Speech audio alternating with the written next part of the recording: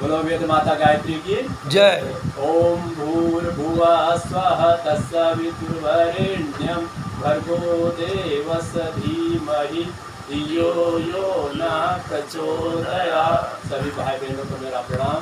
भाइयों बहनों, आज बड़ी विकट स्थिति है कि संसार में धन दौलत माया सब कुछ होने के बावजूद भी लोग नाना प्रकार की बीमारी से ग्रसित है और पूर्ण जो संपदा तो कमा चुके हैं, किंतु उन्हें अपने शरीर के संबंध में पूर्ण ज्ञान नहीं होने के कारण संपदा तो बढ़ा रहे किंतु शरीर को बिगाड़ रहे। भाई बहनों, हमारे शरीर को स्वस्थ रखने के लिए संपदा तो उसकी जगह है, किंतु शरीर को स्वस्थ रखने के लिए हमें ही प्रयास करना पड़ेगा। और हमको संसार में सभी प्रकार का तो ज्ञान है, किंतु हमारे कल पुर्जों के अंग अवयव के बारे में जानकारी नहीं होने के कारण नाना प्रकार की बीमारी से ग्रसित है, जैसे लकवा, हृदय रोग, अनिद्रा, बीपी और शुगर।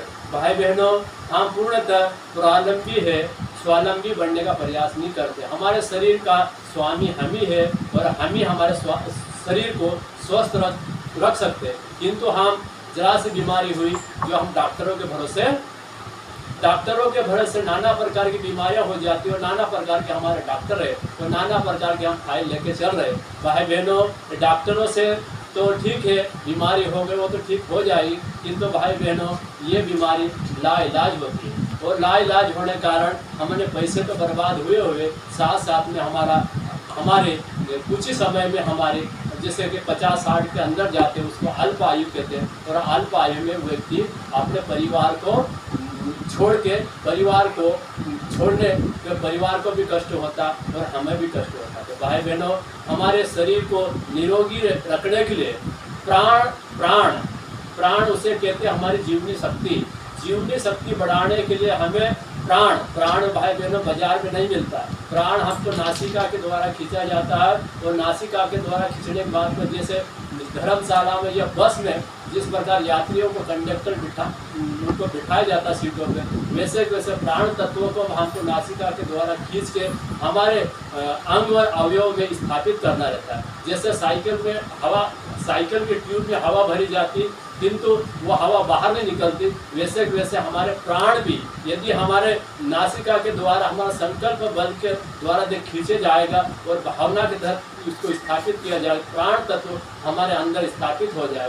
प्राण तत्व की अधिकता वाले व्यक्ति को ही प्राणवान कहते हैं, धन कमाने वाले को धनवान कहते हैं और ज्ञानवान वाले को ज्ञानवान कहते हैं। तो भाई बहनों, प्राणवान होना बेहद जरूरी है और प्राणवान व्यक्ति ही जीवन में जिंदा कहलाता है। मरा व्यक्ति वो जो अधमरा क्या कहलाता, प्राण जिसमें प्राण नहीं है, भले संपदा है पर व्यक्ति के पास प्राण बाजार में नहीं बिकता। भाई बहनों, नासिका के द्वारा हमारे दो भाग है, बायां और दायां, जिसमें ईड़ा और पिघला कहते हैं और मुंह से जो निकला उसको सुषमना कहते हैं। बायां और दायां एक नर का प्रतीक है और एक मादा का प्रतीक, एक गर्म है एक ठंडी है, एक सूर्य का प्रतिनिधित्व करते, एक चंद्रमा का प्रतिनिधित्व करते।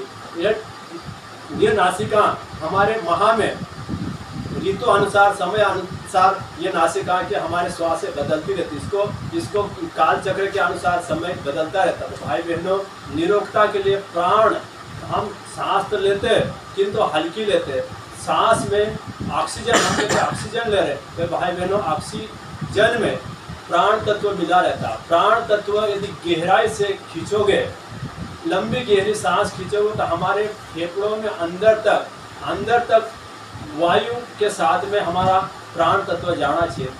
आज की ये स्थिति रहती कि व्यक्ति संपदा कमाने के चक्कर में हल्की फुल्की श्वास लेता, जिससे हमारा आधा अंग अवयव को यदि श्वास और प्राण तत्व मिल पाता और आधे हिस्से को प्राण तत्व नहीं मिलने के कारण हम नाना प्रकार की बीमारी से ग्रसित होते। भाई बहनों, यदि प्राण तत्व की अधिकता हो जाएगी तो व्यक्ति नाना प्रकार की बीमारी से छुटकारा पा जाएगा। इसलिए प्राणायाम लंबी गहरी सांस खींचे और कुछ समय के लिए छोड़े तो धीरे धीरे छोड़े और रोके और फिर छोड़े। इस तरह से लंबी गहरी सांस लेगा तो हमारे जो कल पुर्जे में अंदरूनी हिस्से तक ही नहीं ऑक्सीजन भी जाएगी और प्राण तत्व भी जाएगा। और यदि हम गहरी सांस लेने गए तो हम बीमारी से छूट जाएंगे। अब मैं आपको लंबी गहरी सांस के बारे में बताऊँ। प्राणायाम वो प्रक्रिया है कि पहले दाएं से खींचो या बाएं से खींचो।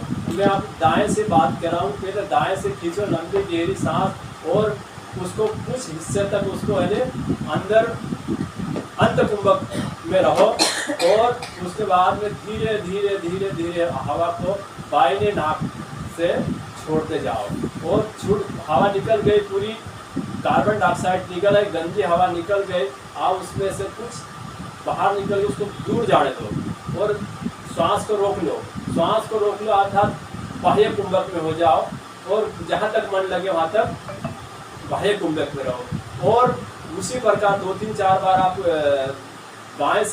दाएं से ले लो और पुनः फिर बाएं से, यही प्रक्रिया लो। भाई बहनों, आपको बहुत समय तो नहीं लगेगा पर कुछ ही समय में आप हल्कापन महसूस करने लग जाओगे और आपका स्वास्थ्य में कुछ सुधार होने लग जाएगा। भाई मैं इतना ही कहना चाहूँगा।